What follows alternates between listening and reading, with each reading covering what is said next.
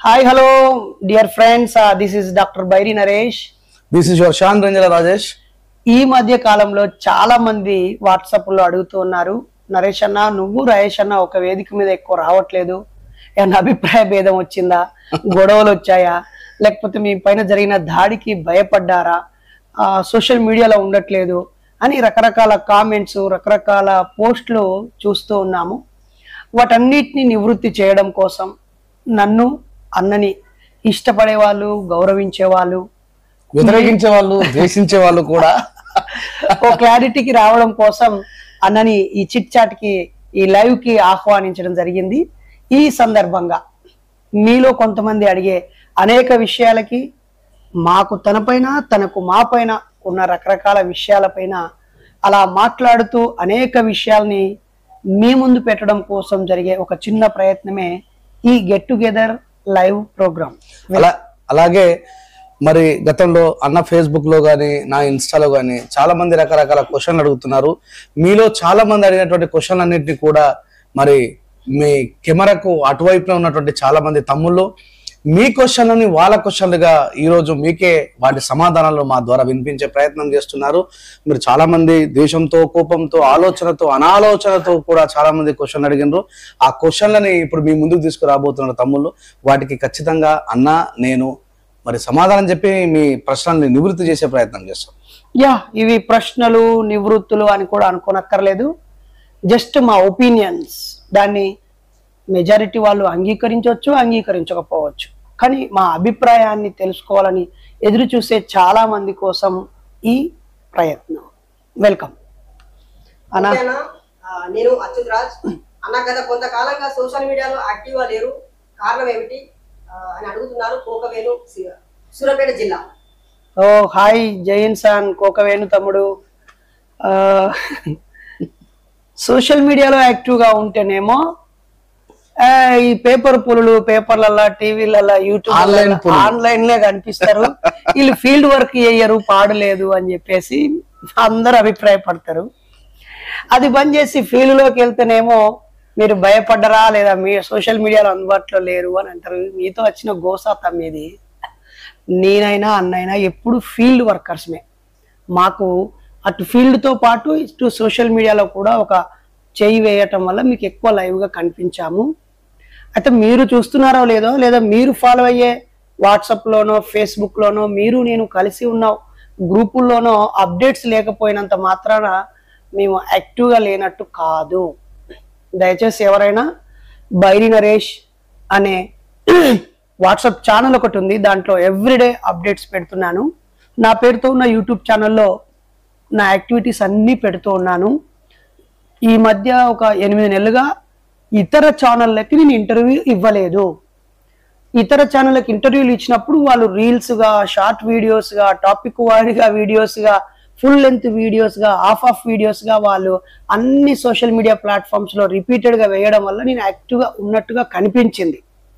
కానీ last August నుంచి నేను ఏ ఒక్క యూట్యూబ్ ఛానల్కి కూడా ఇంటర్వ్యూ ఇవ్వలేదు. ఎందుకంటే పుండు మీద కారం జల్లినట్టుగా మతవాదులు లేదా ఏదో ఒక కారణం చేత సామాన్య ప్రజల్ని ఉద్రేకానికి గురి చేసే వాళ్ళు చేసే కుట్రలకి బలి కావద్దు అనే ఉద్దేశంతో ఓన్లీ మన ఛానల్లో మాత్రమే ఏం చేసాం, ఏం మాట్లాడామో స్వయంగా పెడుతూ వస్తూ ఉన్నాం. దానివల్ల ఇంకా వక్రీకరించడానికి లేదు, తప్పుగా అర్థం చేసుకోవడానికి లేదు, డే టు డే అప్డేట్లోనే ఉన్నాము. అయితే ఇక మీదట సందర్భాన్ని బట్టి, సమస్యలను బట్టి, అవసరాన్ని బట్టి ఫేస్బుక్లోను, యూట్యూబ్లోను, ఇన్స్టాలోను, ఎక్స్లోను అంటే ట్విట్టర్లోను తప్పకుండా యాక్టివ్గా ఉంటాను. అయినా మీరందరూ యాక్టివ్ అయ్యారు, ఇంకా మేమే యాక్టివ్గా ఉండాలని ఎందుకు అనుకుంటారు? ఏమంటారు అన్న? అంతే కదా. రాజేష్ అన్న కూడా ఈ మధ్య ఫేస్బుక్ లో అసలు యాక్టివ్గా లేరు, కారణం ఏంటంటే భయపడ్డారు ఇద్దరు దాడి తర్వాత అనేది బయట చర్చ జరుగుతుంది. చాలా పెద్ద పొరపాటు. అయితే డిసెంబర్ టు జనవరి మధ్యలో మా ఇరువురిపై దాడి జరగడం, నాటు అరెస్ట్తో ఆయన జైల్లో నుంచి బయటకు రావడం జరిగింది. జనవరి, ఫిబ్రవరి, మార్చ్, ఏప్రిల్, మే, జూన్ వరకు కూడా నేను ఆంధ్ర, తెలంగాణ, కర్ణాటకలో అన్న ఆన్లైన్లో, ఆఫ్లైన్లో రెండిట్లలో వర్క్ చేశాడు. అన్న టెక్నికల్గా ఎన్నో స్టూడియోస్లలో ఆయన అభిప్రాయాన్ని వెల్లడించే ప్రయత్నం చేశారు. నేను ఫీల్డ్ వర్క్లో తెలంగాణ, ఆంధ్ర, కర్ణాటకలో చాలా విగ్రహావిష్కరణ చేశాను. రాజమండ్రి టు నెల్లూరు, కర్ణాటక, దాదాపు మహారాష్ట్రను కూడా టచ్ చేసిన. భయపడే వాళ్ళమే అయ్యి ఉంటే దాంతో మేము కనిపించకపోయే వాళ్ళం. మేము దాని తర్వాత బ్రేక్ మీన్స్ ఆయన ఏం చేయాలనుకున్నాడో చేసిండు. నెక్స్ట్ ఇయర్ లోపు మళ్ళీ April 14 డాక్టర్ బాబాసాహెబ్ అంబేద్కర్ గారి విగ్రహావిష్కరణ రోజు బైరి నరేష్ గారు ఎలాంటి కరపత్రం లేకుండా, వాల్ పోస్టర్ లేకుండా, ఎలాంటి ఇన్ఫర్మేషన్ బయట లేకుండా మౌత్ టు మౌత్ ప్రచారం చేసి గ్రౌండ్ లెవెల్లో వర్క్ చేసి 35 సంవత్సరాల లోపల ఉన్నవాళ్ళు మాత్రమే బాబాసాహెబ్ అంబేద్కర్ గారి ప్రపంచంలోనే అతిపెద్ద విగ్రహమైనటువంటి తెలంగాణ రాష్ట్రంలో ఉన్నటువంటి బాబాసాహెబ్ అంబేద్కర్ గారి విగ్రహం దగ్గర 1000 మందితో సాల్యుటేషన్ చేయడం జరిగింది. దానికి నేను కూడా వెళ్లాల్సి ఉండే, బట్ కాకపోతే నేను మహబూబ్ నగర్లో బాబాసాహెబ్ అంబేద్కర్ గారి విగ్రహావిష్కరణకు పోవడం జరిగింది. నేను ఈ మధ్య కొంచెం ఇందాక మిత్రుడు తమ్ముడు అడిగినట్టుగా బ్రేక్ తీసుకోవడం వెనకాల కారణం ఏంటంటే బాబాసాహెబ్ అంబేద్కర్ గారి యొక్క ఇన్స్పిరేషన్, మహాత్మా జ్యోతిబా ఫులే గారి ఇన్స్పిరేషన్ అయినటువంటి మహర్ల చరిత్రని రాస్తున్న దాని మీదనే చాలా వర్క్ జరుగుతుంది. అంటే గతంలో జరిగినటువంటి చరిత్ర, బాబాసాహెబ్ అంబేద్కర్ గారు ఒక గొప్ప మాట చెప్తారు, గత చరిత్రలో ఏం జరిగిందో తెలుసుకోకపోతే నూతన చరిత్రను మనం సృష్టించలేమని. అట్లాగే 28,000 పేష్వాలను ఊచకోత కోసినటువంటి 500 మహర్ల సుదీర్ఘమైనటువంటి సంక్షిప్తమైనటువంటి చరిత్రను ఈ సమాజానికి పరిచయం చేసే భాగంలో దాని మీద వర్క్ నడుస్తుంది. అయినా విగ్రహావిష్కరణకు వెళ్తా ఉన్నాం, పోరాటాలకి కలుస్తా ఉన్నాం. సో అది అంటే మేమేం అన్యాక్టివ్గా లేము మీరు అనుకోవచ్చు. అంటే సోషల్ మీడియాలో ఇప్పుడు ఆయన సోషల్ మీడియాలో అసలు కరపత్రమే వేయకుండా రండిరా బాబు అని పిలిస్తే కూడా రాలేని పరిస్థితులలో 35 సంవత్సరాల లోపు కలిగినటువంటి 1000 మందితో ఎలాంటి ప్రచారం లేకుండా, ఆడంబరం లేకుండా చేసిందంటే వాట్ ఈజ్ అనేది తెలుసుకోవచ్చు. రేపు వాళ్ళ మహర్ల చరిత్ర బయటకు వచ్చిన తర్వాత రాజేష్ అన్న కూడా ఈ మధ్య కనిపించకుండా ఏం చేశాడు, ఏం కల్టివేషన్ చేశాడు, తద్వారా తను ఏమి సమాజానికి ఇవ్వబోతున్నాడు అనేది మీకే అర్థమవుతుంది త్వరలో. మళ్ళొక చిన్న వివరణ, భయపడ్డారా అని అంటున్నారు కదా, ఏం అయితే భయపడ్డాము, నిజంగానే భయపడ్డాము. చంపేస్తారని భయపడ్డాము, మా కుటుంబాలని ధ్వంసం చేస్తారని భయపడ్డాము, మా భార్యా పిల్లల్ని చంపేస్తారని భయపడ్డాము, మా అనుచరులను చంపేస్తారని భయపడ్డాము, మమ్మల్ని ధ్వంసం చేస్తారని భయపడ్డాము. ఈ భయం మేము కూడగట్టిన ఆస్తులను అనుభవించడం కోసం కాదు. ఈ భయం వాళ్ళు బలవంతులనో, వాళ్ళ విజ్ఞానం ముందు మా అజ్ఞానం ఓడిపోద్దనో కాదు. ఒకవేళ మేము భయపడడం ద్వారానే, మమ్మల్ని భయపెట్టడం ద్వారానే వాళ్ళు ఆనందం పొందుతారంటే సంతోషంగా భయపడడానికి సిద్ధంగా ఉన్నాం. భయం మంచి కోసమా, చెడు కోసమా? భయపెట్టేవాడు సమాజ మేలు కోసమా, అజ్ఞానం కోసమా అని ఆలోచిస్తే చాలు. ఒకవేళ బైరి నరేష్ వణికిపోయి భయపడితే వాళ్ళంతా ఆనందిస్తారు అని అంటే నేను సిద్ధంగా ఉన్నాను భయపడడానికి. నా భయము రానున్న రోజుల్లో మనుషులని బలిచ్చే రోజు రాబోతుందని నా భయము నీకు గ్రహదోషం పట్టిందని గుడిలోకి తీసుకుపోయి అత్యాచారం చేశారు, ఇలాంటివి నీ ఇంట్లో జరుగుతాయని నా భయము. ఉద్యోగస్తులు, వ్యాపారం, అసలు ఒకరు ఇద్దరు అని కాదు, విద్యార్థులు ప్రతి ఒక్కరూ అర్థం లేని మూఢ విశ్వాసాలకు భయపడి ప్రాణాలు కోల్పోతున్నారు, ప్రాణాలు తీస్తున్నారు. ఇది ఎటు వెళ్ళిపోద్దనే భయం ఉంది. రీసెంట్ గా జరిగింది కదా దాదా, లెక్చరర్ కన్న బిడ్డల్ని కఠినంగా తలకాయ నరికేసి కోసివేసి మళ్ళీ పుడతారనేటువంటి ఎంత దుర్మార్గమైన ఆలోచన. ఇలాంటి మూఢనమ్మకాల నుంచి ఈ సమాజాన్ని బయటకు తీసుకురావడం కోసం చేసే కృషి అది అర్థం చేసుకోకపోవడం. మొన్న రీసెంట్ గా 2 చేతుల్ని మంత్రాల నెపం పేరు మీద ఒక తల్లి 2 చేతుల్ని నరికేసింది. జగిత్యాల జిల్లాలో 2 వర్గాలు మంత్రాల నెపం పేరు మీద గొడ్డలతో నరుక్కొని చంపేసుకున్నారు.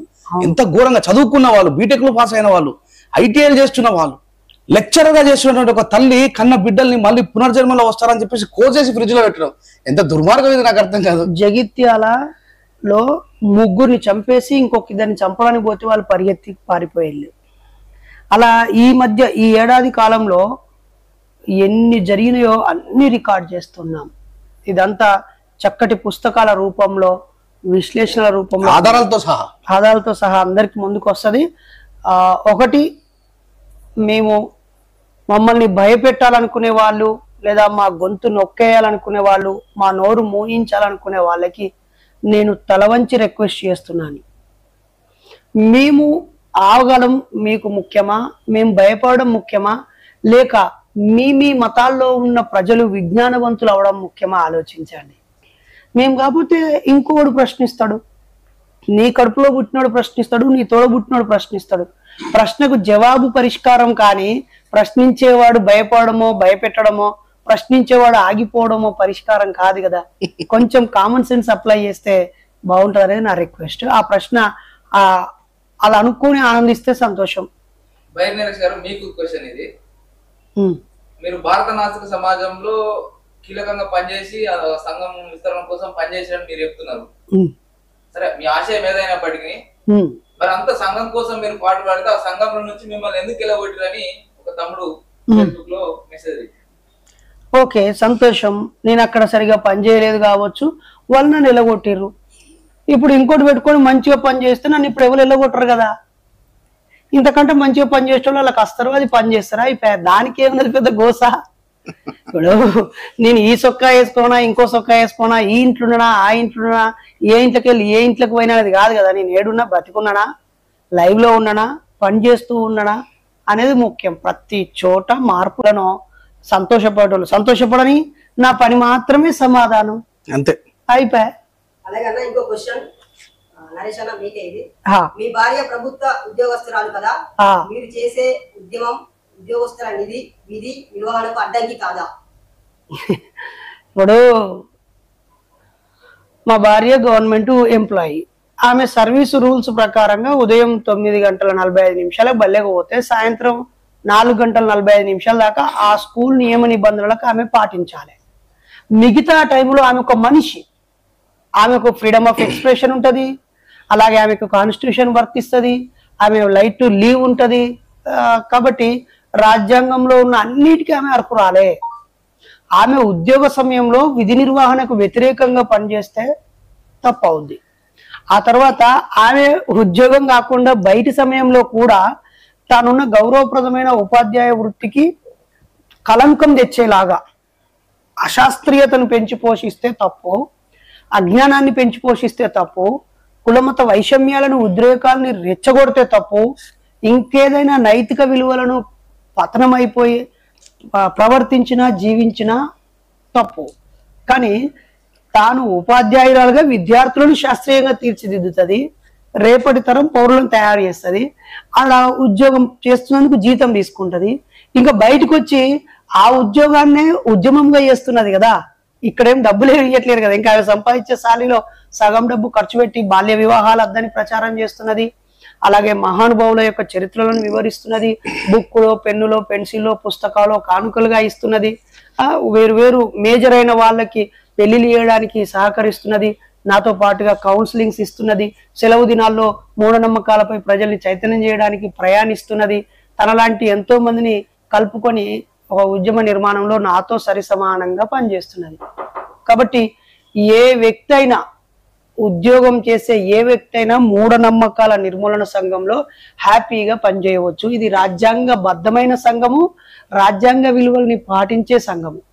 ఎక్కడ చట్టానికి వ్యతిరేకంగా కానీ, ప్రజల జీవితానికి విరుద్ధంగా కానీ, అశాంతిని నెలకొల్పేది కానీ, శాంతి భద్రతలను దెబ్బతీసేది కానీ, ఉద్యోగానికి ఇబ్బంది కలిగి ఏ పని ఉండదు. దీంట్లో హాయిగా న్యాయమూర్తులు చేరవచ్చు, పోలీస్ అధికారులు చేరవచ్చు, అలాగే రకరకాల ఉద్యోగాల్లో ఉన్న వాళ్ళందరూ చేయొచ్చు.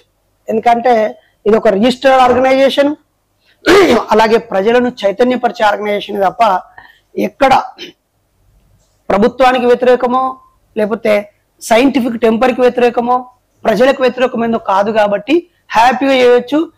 ఇప్పుడు మా సంఘంలో అనేక మంది ఉద్యోగస్తులు వాళ్ళ జిల్లాలో బాధ్యతలు తీసుకొని పనిచేస్తున్నారు, రానున్న రోజుల్లో ఇంకా చేస్తారు.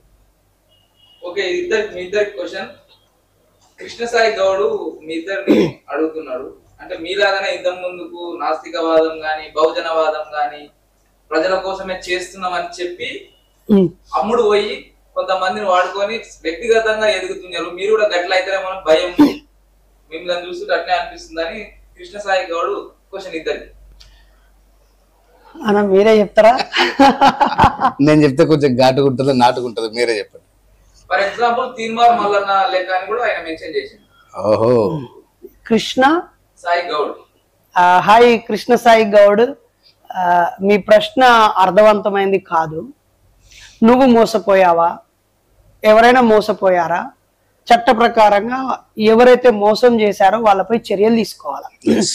ప్రతి ఒక్కరు బోధించేది అదే.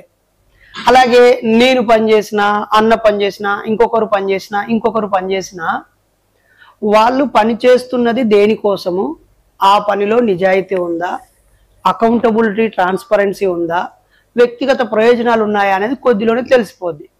ఇంకొంతమంది బాగా పాపులారిటీ వచ్చాక పక్కకు జరుగుతారు, కొంతమంది సరిపోయేంత డబ్బు వచ్చేదాకా మోసం చేస్తారు, ఆ తర్వాత పక్కకు జరుగుతారు. ఇంకొంతమంది ప్రమాదాలు వచ్చేదాకా పనిచేసి పక్కకు జరుగుతారు. అంటే ఆర్థిక ప్రయోజనాలు అయితే వస్తాయి, రాజకీయ ప్రయోజనాలు అయితే ఒక స్థాయి, పేరు కీర్తి అయితే ఇంకొక స్థాయి. మరి మాకు ఆర్థిక ప్రయోజనాలు ఉన్నాయని మీకు అనిపిస్తుందా మీ పరిశీలనలో? నేను 1995 నుంచి ఈ ఫీల్డ్లో ఉన్నాను. నాకు రాయేష్ అన్న ఒక 12 ఏళ్ళు 15 ఏళ్ళుగా పరిచయం. ఎప్పుడైనా మేము కార్యక్రమాల కోసము ఫండ్ రైజ్ చేయడం కోసం, పైసల కోసం కార్యక్రమాలు చేసినామా, లేకపోతే మా వ్యక్తిగత ఆస్తులు ఈ 5-10 ఏళ్లలో పెరిగినాయా, లేకపోతే మేము ఎక్కడైనా వినోదాలు, విలాసాలు, జల్సాల కోసం పాకులాడినామా, స్పందించినామా, స్పందించలేని కాలము, పరిశీలన, ఒక హేతువాద దృక్పథంతో ఆలోచిస్తే సమాధానం తెలుస్తుంది కదా. అలాగే మీరు ఒక వ్యక్తి పేరు చెప్పారు, ఒకవేళ ఆ అన్న కూడా పొరపాటు చేస్తుంటే లెట్ us ఫైట్ అగెనిస్ట్. ఇంకా అంతకు ముందు ఇంకెవరైనా కూడా అసలు ఫస్ట్ ప్రేమించండి డూడ్, మహా అంటే తిరిగి ప్రేమిస్తారు. ఇది సినిమా డైలాగే కాదు, నిజంగా కూడా ప్రేమిస్తే తెలుస్తుంది కదా. నువ్వు ప్రేమించిన అమ్మాయిలు ఎంతో మంది నిన్ను మోసం చేస్తారు, లేదా అబ్బాయిలే ఎంతో మంది నిన్ను ప్రేమిస్తున్నానని చెప్పి మోసం చేస్తారు. కలిసి ఉన్న భార్యాభర్తలే విడిపోతూ ఉంటారు, పెద్ద పెద్ద ప్రముఖులే విడిపోతూ ఉంటారు, స్నేహితులుగా వ్యాపారాలు చేసిన వాళ్ళు విడిపోతూ ఉంటారు, ఒక తల్లి కడుపులో పుట్టిన వాళ్ళు విడిపోతూ ఉంటారు. ఒక్కొక్కరు వాళ్ళ స్థాయి, వాళ్ళ శక్తి మేరకు పనిచేస్తారు, ఆ తర్వాత నీరు గారిపోతారు. మేము కూడా పనిచేస్తున్నాం, చేయని అంటే పలానా ఆయనకు సహాయపడ్డాము, ప్రముఖుని చేసినాం, ఆయన వెళ్ళిపోయాడు, ఈయనకు సహాయపడ్డాము, ప్రముఖుని చేసిన వెళ్ళిపోయాడు, ఇంకోని తయారు చేస్తే వాడు అరే తయారు చేస్తున్నందుకు సంతోషించు, పోతున్నందుకు వాడు దౌర్భాగ్యుడు. వాడు ఇంతమంది ప్రజల ప్రేమను, వాడు వీడు అంటే ఒక వ్యక్తి అని కాదు, ఎవడైతే మెయిన్ స్ట్రీమ్ లో నుంచి, ప్రజాక్షేత్రంలో నుంచి, పేరు పలుకుబడి గౌరవ మర్యాదలోంచి పక్కకు పోతాడో, కక్కుర్తి పడతాడో, వాడు ఇంతమంది ప్రేమను కోల్పోతున్న బికారి అని ఎందుకు అనుకోవద్దు? వాడు నిన్ను వాడుకొని బలవంతుడై బయటికి పోయిన అనుకునే వాళ్ళు ఇంతమంది ప్రేమ ఆదరాభిమానాల్లో నుంచి ఆడొక ఎవరైనా ఒకరు గుండం గీసుకొని ఆ పరిమితమైన బతుకుతున్నాడు, అదొక లేకిరి బతుకని అనుకోవచ్చు కదా. అరే నేను కూడా ఏమంటా, నన్నైనా అన్ననైనా మేము నిజాయితీగా ఉన్నాన్ని రోజులే ప్రేమించు, సమాజానికి పని చేస్తున్నంతసేపే ఆదరించు, పని చేయనప్పుడు మమ్మల్ని కూడా చెత్త కుప్పలో వాడేయి. నువ్వెందుకు వాడుకోబడాలే, నువ్వెందుకు వాడుకోబడాలే? పైసలు సంపాదిస్తారని చాలా మంది కామెంట్ పెట్టారు. మళ్ళీ అడుగు అంబేద్కరిజాన్ని, నాస్తికవాదాన్ని అడ్డు పెట్టుకొని మీరు కూడా పైసలు సంపాదించే బ్యాచ్ అని అంటున్నారు మీ ఇద్దరిని. దీనికన్నా నువ్వు చెప్పరా అదే జరా. అంబేద్కరిజాన్ని, నాస్తికత్వాన్ని వాడుకోవడం అనేది ఏముండదు. బాబాసాహెబ్ అంబేద్కర్ గారు 100% మందికి కూడా ఇంకా తెలియదు. ఆయన 100% మందికే తెలియనప్పుడు నాస్తికవాదం అంటే ఇంకెంతమందికి తెలుసు? అంటే సంపాదించుకోవడానికి 1,00,000 మార్గాలు ఉన్నాయి. నాకు గొంతు ఉంది, ఆయనకు నాలెడ్జ్ ఉంది, నాకు రచనా శైలి ఉంది, ఆయనకు సైకాలజీ ఉంది, ఆయన సైకాలజీ క్లాసులు చెప్పుకుంటే రోజు 5 క్లాసులు చెప్పుకుంటే 25,000 సంపాదించవచ్చు పర్ డే. నేను ఒక పాట రాసిన, పాట పాడినా, ఏ పాటన రాయచ్చు, ఏ పాటన పాడచ్చు, కానీ ఎప్పుడు కూడా నేను నా అనుకునే ఒక బౌండరీ తీసుకొని సిద్ధాంత ప్రకారమే బతకడం. అంబేద్కరిజాన్ని మోయడం అనేది అంత ఈజీ అయిన విషయం కాదు, నాస్తికత్వాన్ని మోయడం అనేది కూడా అంత ఈజీ అయిన విషయం కాదు మిత్రులారా. అంటే అంబేద్కరిజాన్ని అడ్డు పెట్టుకొని అన్నారు మీరు ఒక మాట. It is a very toughest way my dear friends, try to understand it. నాస్తికవాదమైన, అంబేద్కర్వాదమైన చాలా చాలా సమస్యలతో, వ్యతిరేకతతో కూడుకున్నటువంటి బాబాసాహెబ్ అంబేద్కర్ గారిని నేను చాలా సందర్భాల్లో చెప్తా ఉంటాను. అంబేద్కర్ గారు నాస్తికవాదం ఇవన్నీ కూడా సైమల్టేనియస్ గా మానవ వికాసాన్ని పెంచి పోషించేటివే, మనుషుల మధ్యలో ప్రేమను చిగురింపజేసేటివే, కుల మతాలను రూపుమాపుతూ మనిషిని మనిషిగా ప్రేమించే సమాంతరమైనటువంటి ఆలోచన విధానాన్ని నేర్పించేటివే. ఎందుకంటే కాకరకాయ చేదుగా ఉంటది నాలుకకి, కానీ అది ఆరోగ్యానికి చాలా మంచిది. కానీ చక్కెర తినడానికి చాలా తీయగా ఉంటుంది, నాలుకకి చాలా అద్భుతమైన, కానీ ఒంటికి ఎట్లాగైతే అడ్జేస్తున్నాం అంటే అంబేద్కరిజమైన నాస్తికవాదమైన నా అస్తిత్వంలో లేదు అని నమ్మద్దు అని చెప్పి ఇక్కడ రాలేదు. అది కనబడేదాకా చూడండి బాబు అంటే అర్థం కాదు. బాబాసాహెబ్ అంబేద్కర్ గారిని మొదలడం చాలా కాన్ఫిడెంట్ అంటే మహనీయుడు కావచ్చు. చాలా మంది బాబాసాహెబ్ అంబేద్కర్ గారి సిద్ధాంతాన్ని మోస్తున్న మహనీయులు ఎవరు కూడా కోట్ల రూపాయలు సంపాదించారు. కానీ ఆ సిద్ధాంతం అనేది చాలా కఠినంతో కూడుకున్నటువంటి వ్యవహారం. శీలాన్ని కాపాడుకోవాల్సి వస్తుంది, రకరకాల సమస్యలు ఉంటాయి.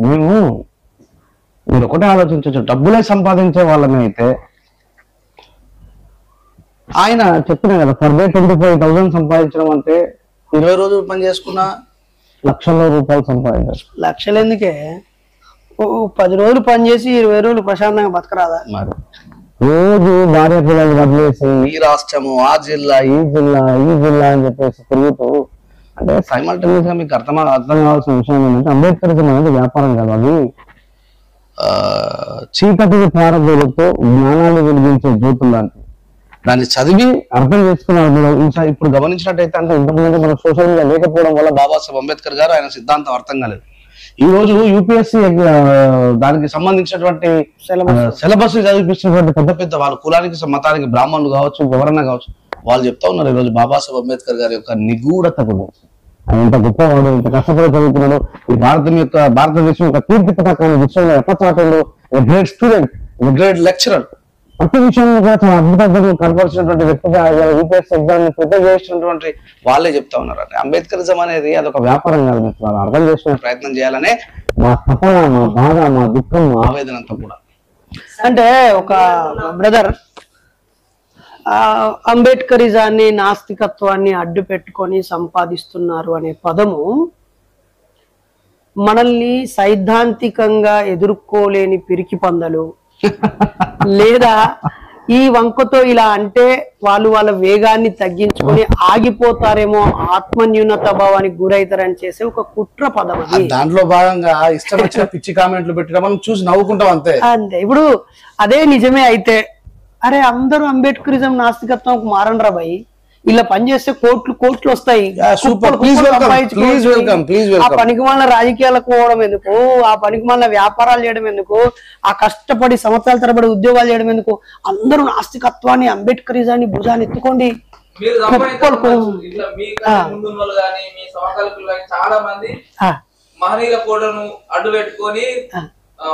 నేను ఈ వీడియో చూసే వ్యక్తులకు చెప్తున్నా, dear friends and well wishers, మీ దగ్గరికి ఎవడన్నా అంబేద్కర్ ఫోటో పట్టుకొని, పెరియార్ ఫోటో పట్టుకొని మీ దగ్గరికి బుచ్చం వచ్చినాడు, అరే పని చేసుకొని బతుకురావులే అని చెప్పండి, ఫస్ట్ థింగ్. రెండోది, మీ చుట్టుపక్కల అలా ఎవరైనా అడుక్కునేవాడు ఉంటే వాడు అడుక్కునేవాడనే చూడండి. ఒకవేళ వాడు పనిచేసేవాడైతే మీరు ఫస్ట్ పని పంచుకోండి, మీరు పాల్గొనండి. ఆ తర్వాత ఆ అవసరాల కోసం మీరే ముంగటుండి నిర్వహించండి, లేదా నిర్వహించేప్పుడు నీ శక్తి మేరకే సహాయం చేయండి.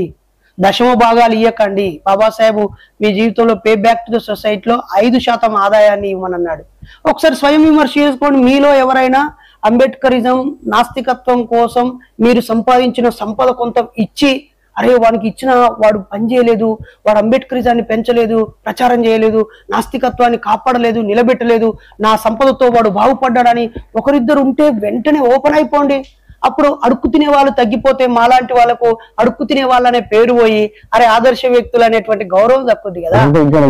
అన్నంలో రాళ్ళు రప్పలుంటే తీసి పడేద్దాం. ఇక్కడ ఇంకో విషయం కూడా చెప్పాలి. ఏ బాబాసాహెబ్ మీరు మమ్మల్ని అదే క్వశ్చన్ చేస్తాను, అంబేద్కర్ గారిని అడ్డు పెట్టుకొని మీరు వ్యాపారం చేస్తారని చెప్తాను. వ్యాపారం చేస్తున్నా నా కొడుకు అదే క్వశ్చన్. అంబేద్కర్ గారిని అడ్డు పెట్టుకొని అంబేద్కర్ గారి ఆశయాలకు వెన్నుపోట్లు ఓడుస్తున్న వాళ్ళని చెప్పులు కొట్టండి. మీరు ఎంత వాళ్ళు దళితులు కావచ్చు, బౌద్ధులు కావచ్చు, ఇంకెవరన్నా కావచ్చు, చెప్తున్నా గుర్తుపెట్టుకోండి, గమనిగా సమాధానం చెప్తున్నా గుర్తుపెట్టుకోండి. అంబేద్కర్ గారి ఫోటో అడ్డు పెట్టుకొని ఆ సమాజాన్ని నిలువున దోపిడీ చేసి వాళ్ళ సొంత ప్రయోజనాల కోసం పోతున్న చెత్తనాకులను ప్రశ్నించే దమ్ము చెత్తనా కొడుతున్నారా? మమ్మల్ని ప్రశ్నించడం కాదు, అక్కడ వేసే వాళ్ళని ప్రశ్నించండి. సిద్ధాంతానికి విరుద్ధంగా పనిచేస్తున్న వాళ్ళని ప్రశ్నించండి. ఏ సమాజం అయితే నటి రోడ్డున వ్యక్తిగత ప్రయోజనాల కోసం లేనటువంటి నాయకులు చెప్పలేకపోతుంది నిరంతరం భార్యపిల్లలు వదిలేసి సమాజం రాష్ట్రానికి పరిగణిక సిద్ధాంతం కోసమే లక్ష్యం కోసం పనిచేస్తున్నటువంటి మమ్మల్ని అడగదే కాదు మోసం చేసే అడగదు. ఇప్పుడు అంత సింపుల్ లాజిక్. ఇప్పటి వరకు నేను ఒక 500 బాబాసాహెబ్ అంబేద్కర్ విగ్రహ ఆవిష్కరణలకు వెళ్ళిన, శిలాపలకాల కింద పేరు రాసిండు. అందులో ఏ ఒక్కరినైనా బైరి నరేషు మీ దగ్గరికి వస్తున్న సందర్భంగా ప్రయాణం ఖర్చులకు కాకుండా ఏమన్నా అదనంగా అడుక్కున్నాడా అని ప్రశ్న వేయండి, సరిపోతుంది. కింద కామెంట్ పెట్టండి. మరి నేను కూడా నన్నైతే ఉల్టా ముంచిన వాళ్ళు ఉన్నారు, నా రేపు పంపిస్తాం ఎల్లుండి పంపిస్తాం, ఊర్ల పేరు చెప్తాను, ఇద్దరు సప్లా చూపుకోలేదు, అడిగి సప్లా చదువుకొని ఉంటా, నా దగ్గర పైసలు చెప్పుకోలేదు ఇప్పుడు, ఎందుకంటే సిద్ధాంతం కోసం బతుకుతున్న వాళ్ళం కాబట్టి. అయితే నేను ఇప్పటివరకు ఒక 10 సార్లు ప్రజల్ని క్రౌడ్ ఫండ్ రైజ్ చేశాను. నిజమే. అది ఏ సందర్భము? విజయవాడలో నిర్వహించినప్పుడు రఫీ అకౌంట్ ఇచ్చాము, తిరుపతిలో నిర్వహించినప్పుడు ఆదాం నంబర్ ఇచ్చాము, వరంగల్లో నిర్వహించినప్పుడు రాకేష్ ఇచ్చాము, తర్వాత హన్మకొండలో నిర్వహించినప్పుడు శ్యామ్ది ఇచ్చాము, లాస్ట్ కరోనా తర్వాత నిర్వహించినప్పుడు నాదే ఇచ్చాము. దాని బ్యాంక్ స్టేట్మెంట్ ఈ ప్రోగ్రామ్ అనౌన్స్ చేయడానికి నెల రోజుల ముందు నుంచి అనౌన్స్ అయిపోయినాక లెక్కలు చెప్పిన నెల రోజుల తర్వాత ఉన్న ట్రాన్సాక్షన్స్ మొత్తం అప్పగించాము.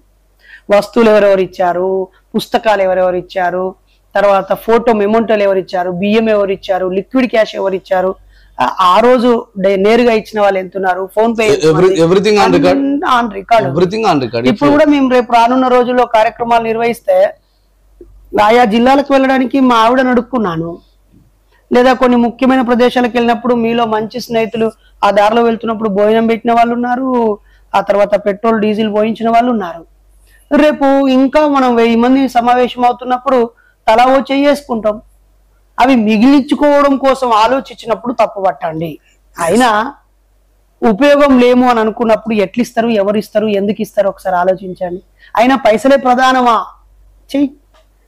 ఇంతమందితో మాటలు పడుతూ, ఇన్ని దూషణలు పడుతూ, ఇంత సమాజంలో అజ్ఞానులకు వ్యతిరేకంగా మేము పోరాడుతున్నాం అనేటువంటి ఆలోచన కలిగించుకొని ఎందుకు ఇంత సమస్యలు మాకు? సాయి చిన్నబోయిన ఒక క్వశ్చన్ వేసారు మీ ఇద్దరికి. సాయి చిన్నబోయిన, హలో బ్రదర్, సాయి చిన్నబోయిన, బహుజనవాదంలో నాస్తికత్వం ఇమిడి ఉందా అని అంటారా? నేను ఒక పెద్ద కన్ఫ్యూజన్ లో ఉన్నాను. బహుజనవాదాన్ని నడిపించాలంటారా, నాస్తికవాదాన్ని నడిపించాలంటారా? అసలు నాస్తికవాదం అంటే ఏందనుకుంటున్నాను మీరు? నాస్తిక చాలా మంది బ్రదర్, నేను ఓ బ్రెయిన్ స్పెషలిస్టో ఐ స్పెషలిస్టో కావాలని ప్రయత్నం చేస్తున్నా. కాబట్టి బాడీలో బ్రెయిన్ ఉంటది, ఐ ఉంటది అనుకుంటే నేను కూడా ఉంటా. లేదా ఈ ఆర్గానికి సంబంధించి ఈ ఆర్గానికి పనికిరాంది సంబంధం లేదంటే సంబంధం లేనట్టే ఉంటా. బహుజనవాదమా, భౌతికవాదమా, అంబేద్కరిజమా, నాస్తికవాదమా, ఇట్లా రకరకాలుగా మీరు రకరకాలుగా ఊహించుకుంటారు. నేనైతే సమాజ చైతన్యం, అన్ని రకాల సమగ్ర చైతన్యాన్ని కోరుకునే వ్యక్తిని. ఆ క్రమంలో సమాజం పీడించబడే అనేక సమస్యల్లో మూఢనమ్మకాలు అనేది ఒక అంశం. దాని మీద 10 ఏళ్ళు పిహెచ్డి చేసి డాక్టరేట్ పట్టా ఉస్మానియా యూనివర్సిటీ నుంచి పొందిన. 29 ఏళ్ళుగా అదే అంశం మీద పనిచేస్తూ ఉన్నా. కాబట్టి నేను మూఢనమ్మకాలు నిర్మూలించాలనుకున్నాను. దానికి నాస్తికత్వమే మందు. నాస్తికత్వాన్ని బోధించిన వాళ్ళు ప్రత్యక్షంగా పెరియార్ రామస్వామి, ఆ తర్వాత ఇంకొంచెం పక్కకెళ్తే బాబాసాహెబ్, ఇంకొంచెం ముందుకెళ్తే పూలే, మహాత్మా పూలే, ఇంకా ముందుకెళ్తే బుద్ధుడి దగ్గర చార్వాక లోకాయుధుల దాకా ఈ పరంపర ఉంది. ఏ కాలంలో ఏ మహానుభావుడు వచ్చినా, ఏ సంఘ సంస్కర్త వచ్చినా, గొప్ప వ్యక్తి వచ్చినా అప్పుడున్న సమాజంలో ఉన్న అసమానతలు, సామాజిక రుగ్మతల పైన వాళ్ళ గొంతు వినిపించారు. ఇక్కడ వేమనారెడ్డి నుంచి మొదలుకొంటే వీరబ్రహ్మేంద్ర స్వామి వరకు, కందుకూరి వీరేశలింగం పంతుల నుంచి మొదలుకొంటే గురజాడ అప్పారావు వరకు, కత్తి పద్మారావు గారు, బి రామకృష్ణ గారు, రావుపూడి వెంకటాద్రి గారు, ఇలా కుప్పలుగా ఉన్నారు. కాబట్టి మీరేం కన్ఫ్యూజ్ కాకండి. నేను పుట్టడం బీసీగా పుట్టాను, కులాంతర పెళ్లి చేసుకున్నాను, ఇప్పుడు నేను మూఢనమ్మకాల అనే అంశం మీద పనిచేస్తున్నాను. ఆ పేరుతో ఒక సంఘాన్ని పెట్టాను. ఇది భౌతికవాదము, గతి తార్కిక భౌతికవాదము. ఓకేనా? సమాజాన్ని కలలుగంటున్నాము, దోపిడీ లేని సమాజాన్ని కలలుగంటున్నాము.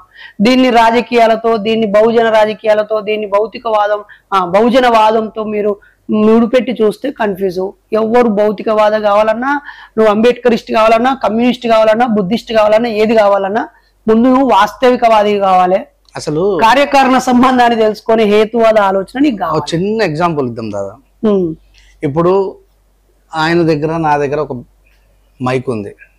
ఈ మైకు దేంతో పనిచేస్తుంది? దీంట్లో బ్యాటరీ ఉంది కాబట్టి పనిచేస్తుంది. అంటే ఇంట్లో అస్థి, అంతే. దీంట్లో బ్యాటరీలో ఛార్జింగ్ ఉంది కాబట్టి అస్థి. ఈ బ్యాటరీలో ఛార్జింగ్ అయిపోయింది. అయినా సరే ఇక్కడ పెట్టి అల్లాని మొక్కు, యేసుప్రభుని మొక్కు, రాముని మొక్కు, ఎవరినన్నా మొక్కు, ఆ మైకుని పనిచేయమని చేస్తుందా? అయినా చేస్తుంది అంటే అరే అన్న లేదురా భయ్, దాంట్లో అస్థి లేదు, నాస్తి లేదు అని కూడా పనిచేస్తుంది అంటే అది గుడ్డిగా నమ్మడమే. ఏదైతే ఆస్తికవాదం నాస్తికవాదం అంటే లేని దాన్ని ఉన్నదని నమ్మడం నాస్తి. లేకుండా ఏది కూడా, ఇప్పుడు లైట్ నడవాలన్నా కరెంట్ కావాలి. సో ఇదంతా కూడా సైన్స్ కి రిలేటెడ్ గా ఉన్నది. నాస్తికవాదం అనేది ఇలా పెరియార్ స్వామి రామస్వామి నాయకర్ స్థాపించిందో, కేరళలో నారాయణ గురు స్థాపించిందో, మహాత్మా పూలే స్థాపించిందో కాదు. నాస్తికవాదానికి ఒకవేళ నువ్వు శాస్త్రీయ నామం ఇస్తే ఇంగ్లీష్ లో దాని పేరు సైన్స్ వాదమే. అదేదో కొత్తగా ఎవరో సృష్టించిందో, ఎవరో పుస్తకం రాసిందో కాదు. సైన్స్ దట్ మీన్స్ నాస్తికవాదం. ఉన్నది ఉన్నట్టుగా చెప్పడమే నాస్తికవాదం. దాన్ని అర్థం చేసుకోకుండా మీరు ఇష్టం వచ్చినట్టుగా తప్పు అర్థం చేసుకుంటారు. మళ్ళా బహుజనవాదం ఏమి వాదము? బహుజనవాదంలో నువ్వు గొప్ప వ్యక్తులుగా, ఆదర్శ వ్యక్తులుగా భావించి ఒక 5 మంది పేర్లు రాసుకో. బుద్ధు నుంచి పూలే, పెరియారు, నారాయణ గురు, సాహు మహారాజు, ఇట్లా రాసుకో. అదంతా నాస్తికవాదం. నారాయణ గురు రాసుకో, పండిత అయోధ్యదాసు రాసుకో, ఎవరిదన్నా రాసుకో. వాళ్ళ బోధనలు, వాళ్ళ రచనలు చూడు. అల్లా వాస్తవికవాదము, హేతుబద్ధంగా ఆలోచించడము, కార్యకారణ సంబంధాన్ని తెలుసుకోవడం, నాస్తికత్వం అంతర్లీనంగా ఉన్నది కదా. వాళ్ళ జీవితాల్లో నుంచే నాస్తికత్వం కాదు అనలేనప్పుడు నాలో బహుజనవాదం లేదనుకోవడం తప్పే, నాస్తికవాదం సపరేట్ చేసి చూడడం కూడా తప్పే. రైట్. మీ ఉద్యమ నిర్మాణం ఈ ఆంధ్ర తెలంగాణ 2 రాష్ట్రాలకైనా ఇతర రాష్ట్రాలు కూడా నిర్మించాలనుకుంటున్నారు? రాయేషన్న పనిచేసే సమతా సైనిక దళం మొత్తం దేశం అంతటి ఉన్నది. అది బాబాసాహెబ్ స్థాపించింది. అందులో అభిప్రాయ భేదాలు వచ్చి 2-3 శాఖలో ఉంటే ఉండొచ్చేమో కానీ అల్టిమేట్ అయితే బాబాసాహెబ్ ఇచ్చిన రక్షణ మార్గం. నేను మూఢనమ్మకాల నిర్మూలన సంఘాన్ని స్థాపించి ఒక 8 నెలలు అవుతుంది. ఇది సైన్స్ కు నాస్తికత్వానికి పరిధులు ఏముంటాయి? ఏ రాష్ట్రంలో పనిచేసేటోళ్ళు దొరికితే ఆ రాష్ట్రానికి ఈ భావజాలం పోతుంది. ఆయా రాష్ట్రాల్లో ఆల్రెడీ ఈ భావజాలం పనిచేసిన వాళ్ళు ఉన్నారు, కొన్ని సంఘాలు కూడా ఉన్నాయి. అది ఈరోజు మొదలైంది. వాళ్ళతో కలిసి పనిచేసే చోట కలిసి పనిచేస్తాం. స్వయంగా బలం ఉంటే అక్కడ విస్తరిస్తాం. ఇప్పుడైతే 33 తెలంగాణ జిల్లాల్లో ఉన్నారు కమిటీలు, 26 ఆంధ్ర జిల్లాల్లో ఉన్నారు కమిటీలు, ఒక 14 కర్ణాటక జిల్లాల్లో ఉన్నారు, ఒక 4 ఒరిస్సా అంటే గజపతి నగరం, గంజాం, ఒరిస్సా, అనుగోలు, ఆయా కటక్ జిల్లాల్లో ఉన్నారు. మహారాష్ట్ర అయితే చంద్రపూర్, నాగాపూర్, సోలాపూర్ నుంచి పూణే, ముంబై దాకా ఈ ప్రాంతంలో కూడా ఉన్నారు. తమిళనాడు కూడా ఒక 3-4 జిల్లాల్లో ఉన్నారు. నేనైతే బౌండరీ ఏమీ లేదు. మూఢనమ్మకాల నిర్మూలన సంఘం పేరుతో ఏ రాష్ట్రంలో ఏ దేశంలో పనిచేయొచ్చని స్వాగతం పలుకుతా. ప్రస్తుతం అయితే తెలంగాణ, ఆంధ్ర పూర్తయి కర్ణాటకలో ఉన్నాం. మీరిద్దరు కలిసి ఒక పార్టీ పెట్టి రాజకీయంగా ఎదగొచ్చు కదా, సమాజానికి ఉపయోగపడుతుంది అని సీను పెరికిట్ నుంచి అడుగుతున్నాను. పెరికిట్ నుంచి పెరికిట్ సీను రాజకీయ పార్టీ ఆయన చెప్తాడు, నేను చెప్తా. చెప్పుతారా? ఒకటి డియర్ ఫ్రెండ్స్, తప్పుగా అనుకోవద్దు, చాలా ఛానళ్లలో చెప్పిన విషయమే. నాకు వ్యక్తిగతంగా రాజకీయ ఆసక్తి లేదు. మీటు నా దగ్గర ఆసక్తి లేనప్పుడు కట్టెపుల్ల పెట్టి పైకి లేపితే ఎంతసేపు ఉంటాం? ఆసక్తి ఉంటే ఎగిరెగిరి దునుకుతాం, అందుకోవాలని చూస్తాం. వీళ్ళని కన్విన్స్ చేయాలి, వాళ్ళని కన్విన్స్ చేయాలి, వీళ్ళని ఇంప్రెస్ చేయాలి, వాళ్ళని ఇంప్రెస్ చేయాలి, 4 ఓట్లు సంపాదించుకోవాలి, ఓట్ల రూపంలో మా బలాన్ని ప్రదర్శించాలి, ఓట్లు ఏం చేస్తే వస్తాయో ఆ పని చేస్తూ అదొక సర్కిల్లోకి వెళ్ళిపోతాం. నిజమే, రాజకీయాలు చాలా గొప్పవి, అల్టిమేట్. రాజకీయ నాయకత్వం మాకంటే ఎక్కువ పని చేయగలదు, నేను దానికి కూడా అంగీకరిస్తాను. కానీ నా వ్యక్తిగతంగా ఉన్న అభిప్రాయం, అన్న అభిప్రాయం ఏంటో అన్న చెప్తాడు. కానీ నాకైతే బాబా పెరియార్ రామస్వామి తన 45వ ఏట అన్ని రాజకీయ పదవులను త్యాగం చేస్తూ నేను ఓట్ల ద్వారా మెజారిటీ ప్రజల మెప్పు పొందడం కోసం నా మనసు నేను చంపుకోలేను. మెజారిటీ ప్రజల కోసం ఏమైనా చేయాల్సి వస్తుంది రాజకీయాలల్లా. కాబట్టి నేను నా సైద్ధాంతిక పునాదుల మీదనే ఉంటాను అని చెప్పి ఆయన చాలా స్పష్టంగా స్టేట్మెంట్ ఇచ్చి 95 ఏళ్ళ దాకా బతికిన ఆయన 50 ఏళ్ళు రాజకీయాలు చేసేండు కానీ పార్టీల పరంగా పోలేదు. ఆయన మద్దతు ఇచ్చిన వాళ్ళు గెలిచారు, ఆయన శిష్యులు గెలిచారు. అలానే నా శిష్యులు గెలుతారు, నేను మద్దతు ఇచ్చే వాళ్ళు గెలుతారు అనే పదాలు కూడా నేను ఇప్పుడు వాడను.